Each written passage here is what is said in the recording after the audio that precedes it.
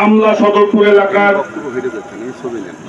জনগণের উন্নয়ন একজন ভালো মনের মানুষ ছিলেন।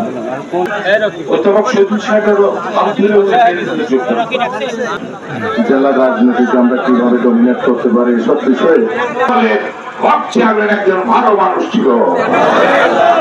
আমাদের রাজনীতিটা এখন চলমান জেলা কমিটি হবে। জেলা কমিটির মধ্যে যদি সে থানা কমিটির থেকে উচ্চ পদে চলে যান সেই ক্ষেত্রে আর কোনো সমস্যা নেই। আমরা কলেজের ছাত্র ছিলাম, আমি তার সাথে দাসক থাকা অবস্থায় আমি ছাত্র দল করেছি। তার পরিবারের ভাই ভাতিজা আত্মীয় সবাই জানে।